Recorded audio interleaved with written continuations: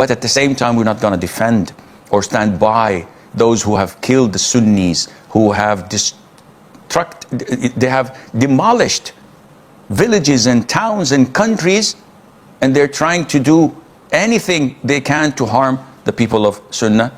I think you may already know this, but there is a famous Quran reciter that's posted on social media that US opened the gates of hell to Iran.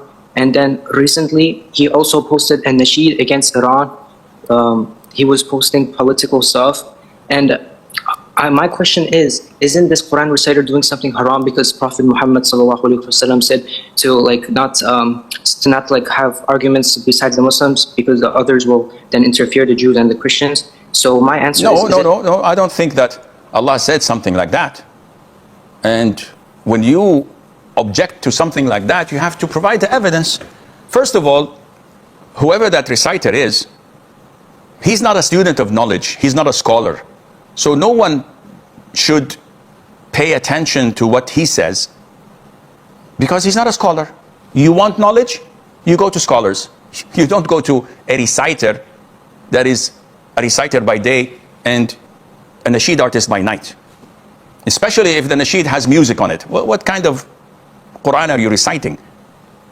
Musical instrument is haram. And this is known to ignorant imbeciles on the street who don't even pray in the masjid. They know it's haram. So how dare you do such a thing? The conflict with Iran is something we Muslims did not initiate.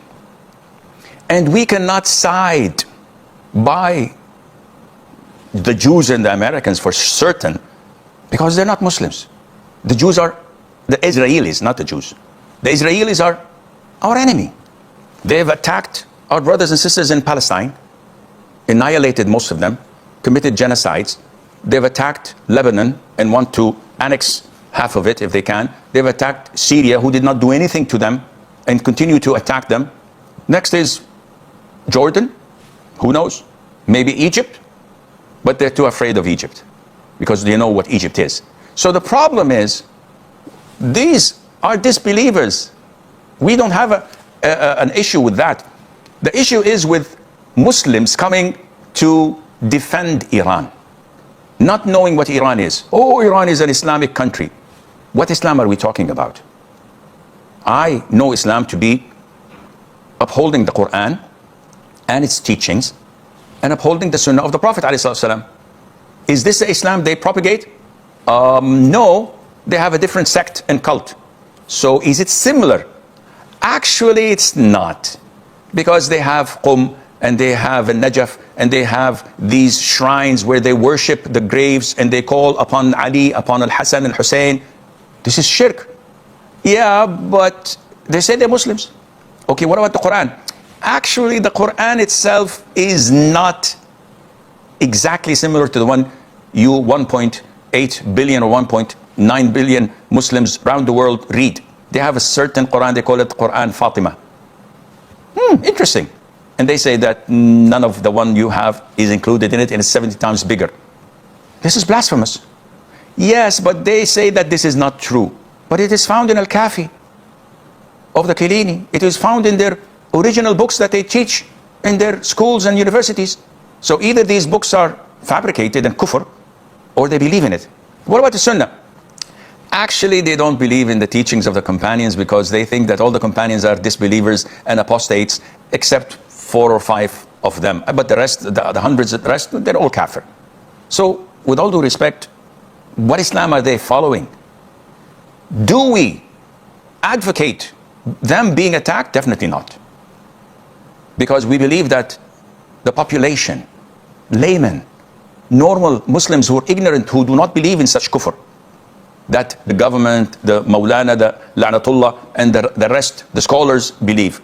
The people, normal people, don't know what's happening. We feel for them. But with all due respect, when they bombard us in the Gulf, when they bombard Kuwait, Qatar, Bahrain, Emirates, Oman, and Saudi Arabia, for what? We've not laid a hand on you guys. And instead, subhanallah, my father slaps me on the face, I go shout at my mom. Be a man and shout at my father. Why? I don't know what they're doing. So this confusion of some Muslims saying, oh, we don't want non-Muslims to interfere between the affairs of the Muslims, the Shia and Sunnah, we have our differences, we'll solve that on our own. No, we don't have a dispute that can be solved on our own when they're attacking us, when the Shia themselves of Iran did these atrocities in Syria. And we've seen what they've done with our sisters in Syria. Qasem Soleimani and their, what is this? And you want us to defend or stand with them? No. Let the Zalimeen, the wrongdoers, destroy one another. We could care less. We don't have anything to intervene. It is wrong to stand by them. Just because we hate the US and the Israelis, we say, oh, the enemies of my enemies are my friends and allies. No, it doesn't go like this. And the proof is, look what they've caused us. When we have nothing to do, they are bombarding us, they are sending their drones, they're trying to paralyze our economy. We didn't do anything. And this is the wisdom and the maturity of our leaderships, which I wish they had half of it. Now, we say that we do not approve at all of what the Israelis and their allies are doing. Definitely, there are enemies. But at the same time, we're not going to defend or stand by those who have killed the Sunnis, who have they have demolished villages and towns and countries, and they're trying to do anything they can to harm the people of Sunnah, and Allah Azza wa Jalla knows best.